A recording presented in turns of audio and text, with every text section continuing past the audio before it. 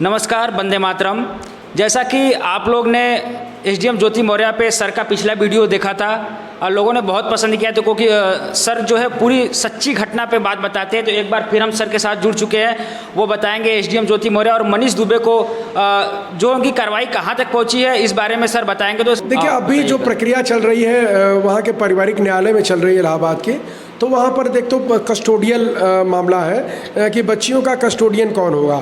तो ज्योति मौर्य चूँकि माँ है और माँ के पास लीगल कस्टोडियल राइट होता है, तो वो तब तक उनके पास लीगल कस्टोडियल राइट है जब तक कि वो किसी और से विवाह नहीं कर लेती हैं। तो मुझे लगता है कि उनका कस्टोडियल उनको दे दिया जाएगा ज्योति मौर्य को, और जो उनके खिलाफ जांच वगैरह चल रही है ज्योति मौर्य के खिलाफ, उसकी जांच रिपोर्ट्स वगैरह आ जाएंगी तो उनके खिलाफ कार्रवाई होगी।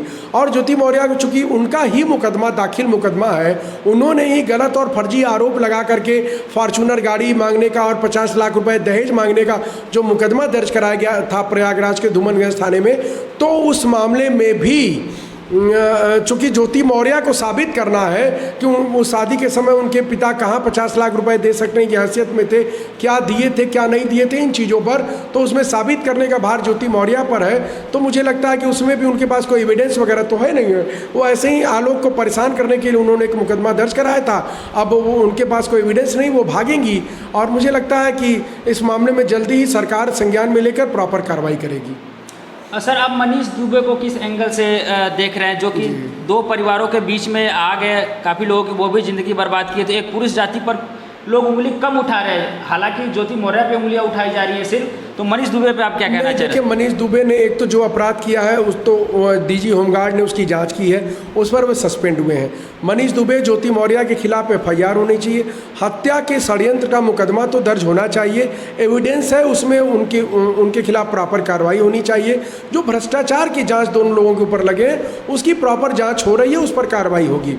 और जो एक बहुत बार सुनने में आ रहा है कि मनीष दुबे के कई लड़कियों से संबंध थे, कई लड़कियों के साथ उनके रिश्ते थे, तो अगर वो लड़कियां कंप्लेन करती हैं तो मनीष दुबे के खिलाफ एफआईआर दर्ज होगी और उन लड़कियों को आगे आना चाहिए। अगर मनीष दुबे ने उनका शोषण किया है, उनके साथ कोई इस तरह का अपराध किया है, तो वो निश्चित तौर पर उस तरह की कोई बात है तो उस पर सरकार अपना काम करेगी, पुलिस अपना काम करेगी।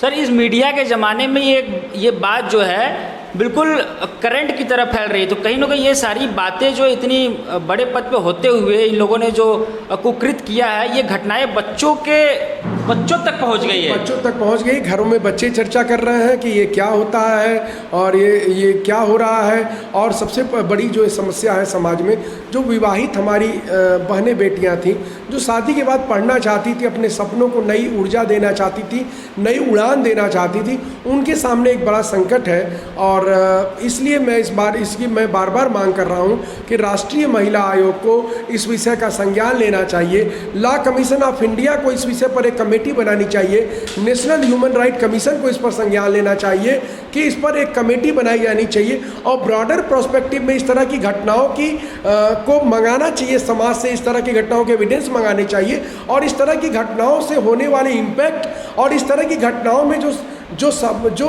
महिलाओं को अधिकार मिले हुए हैं उससे वो बच जा रही हैं, उससे भी एक नए प्रकार का कानून अस्तित्व में आना चाहिए। और फिर इनकी प्रॉपर तरीके से इस तरह के मामलों पर सरकार की कानून की गाइडलाइन आनी चाहिए, संसद में कानून पास होना चाहिए और इस तरह की घटनाओं को रोकने के लिए प्रॉपर कानून बनना चाहिए।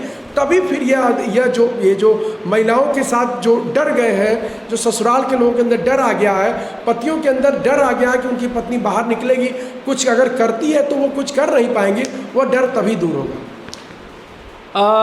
सर, आप जो एक गलत संदेश चला गया है देश में, पुरुषों में महिलाओं को नहीं भेज रहे हैं वापस, तो इस संदेश को कैसे आप? मैंने बताया कि उसके लिए देखिए 400-500 घटनाएं इस तरह की पूरे देश में हुई होंगी, या मान लीजिए 1000, लेकिन इस तरह की घटनाओं से पूरे समाज में एक संदेश चला गया है। इसलिए वीमेन कमीशन ऑफ इंडिया को, ह्यूमन राइट कमीशन को और भारत के लॉ कमीशन को और भारत की संसद को इस पर गंभीरता से विचार करना चाहिए। भारत की संसद को भी एक स्पेशल पावर कमेटी बनानी चाहिए और भारत के लॉ कमीशन ऑफ इंडिया को स्पेशल पावर कमेटी बनानी चाहिए। इस तरह की घटनाओं के होने के पीछे के कारण, इस घटनाओं के पीछे होने पर जो लोग षड्यंत्र में शामिल हो उनके खिलाफ, और इस तरह की घटनाओं के होने पर कैसे पीड़ित पक्ष को ज़्यादा से ज़्यादा लाभ पहुंचाया जा सके, उसको होने वाली क्षति को पूर्ति किया जा सके, उसके लिए एक कानून बनाया जाना चाहिए। और इसके लिए मुझे लगता है कि सरकार को सोचना होगा और लॉ कमीशन ऑफ इंडिया और ह्यूमन राइट कमीशन को सोचना होगा। जैसा कि आप लोगों ने सर की बातें सुनी, इन्होंने कितनी अच्छी बात बताई कि देश में जो भी ऐसी घटनाएं हो रही हैं उस पर सरकार संज्ञान ले और एक कमेटी बैठाए कि ऐसी घटनाएं ना हो, और इन घटनाओं के पीछे जो भी षड्यंत्रकारी हैं उनके ऊपर कड़ी कार्रवाई की जाए। तो अगर आपने सर का पिछला वीडियो नहीं देखा है तो हम डिस्क्रिप्शन में वो पिछला वीडियो भी डाल देंगे, और सर के साथ ऐसे ही जुड़े रहेंगे। आप भी हमारे साथ ऐसे ही जुड़े रहिएगा। अगर आपको वीडियो अच्छा लगे तो कमेंट करिएगा, लाइक करिएगा और शेयर करिएगा। धन्यवाद।